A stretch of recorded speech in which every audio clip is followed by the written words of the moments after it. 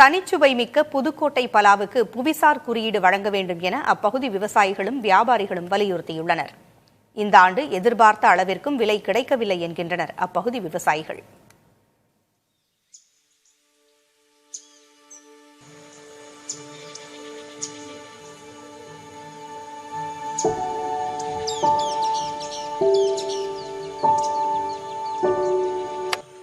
புதுக்கோட்டை மாவட்டத்தின் கிழக்கு பகுதியில் உள்ள 100க்கும் மேற்பட்ட கிராமங்களில் பலா சாகுபடிதான் ஏராளமான விவசாயிகள் வியாபாரிகளின் வாழ்வாதாரமாக உள்ளது.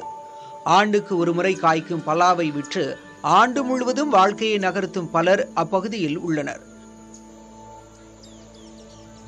கடந்த ஆண்டு புதுக்கோட்டை மாவட்டத்தில் 25 கோடி ரூபாய்க்கு பலா விற்பனை நடைபெற்றுள்ளது. அந்த அளவிற்கு தனிச்சுவை கொண்டவை அப்பகுதி பலாப்பழங்கள். இதுக்கு அந்த எட்டுக்குடிங்கிற கோயில்ல கொண்டு போய் கேரளா பழம், புதுக்கோட்டை பழம், அந்த பண்ருட்டி பழம் எல்லாம் வச்சு விற்பனை பெறக்கூடிய வியாபாரிகளே சொல்லுவாங்க, முதல்ல புதுக்கோட்டை பழம் வித்ததுக்கு அப்புறம் தான் பண்ருட்டி, அதுக்கப்புறம் தான் கேரளா பழம் விற்க முடியும்னு. அதனால இந்த பழத்தினுடைய சிறப்பு நல்ல சுவை உள்ள பழம். இந்த மண்ணின் தன்மைக்கு தகுந்த மாதிரி அப்படி இருக்கு. இந்த ஆண்டு முந்தைய ஆண்டை போல விளைச்சல் இல்லை. மற்றொரு புறம் உரிய விலையும் கிடைக்காததால் விவசாயிகள் அதிருப்தி அடைந்துள்ளனர். கடந்த ஆண்டு 10,000 டன் பலாப்பழம் விளைந்த நிலையில் இந்த ஆண்டு 3,000 டன் மட்டுமே விளைந்துள்ளது. கிலோ 20 ரூபாய் முதல் 23 ரூபாய் வரை மட்டுமே கொள்முதல் செய்யப்படுகிறது. காய்ப்பு சுமாராக தான் இருக்குது. போன வருஷம் இந்த வருஷம் சுமாராக தான் இருக்குது.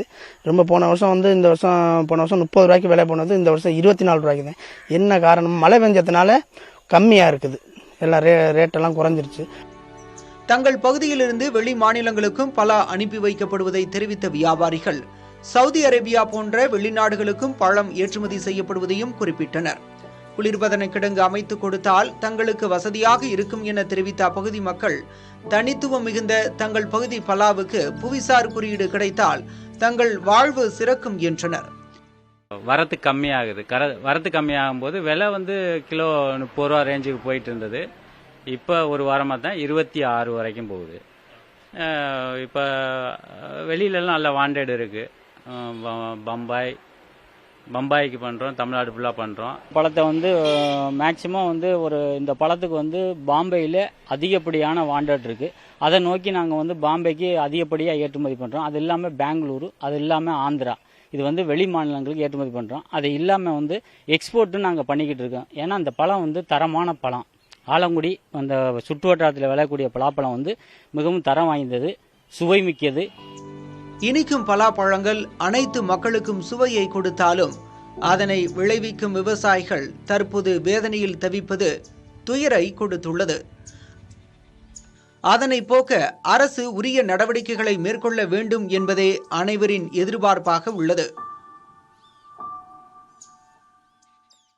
புதுக்கோட்டை மாவட்டம் கீரமங்கலம் பகுதியில் விளையும் பலாப்பழங்களின் சுவை அதிகம் என்றாலும் விற்கும் விலை இந்த பகுதி விவசாயிகளுக்கு கசப்பையே கொடுத்து வருகிறது.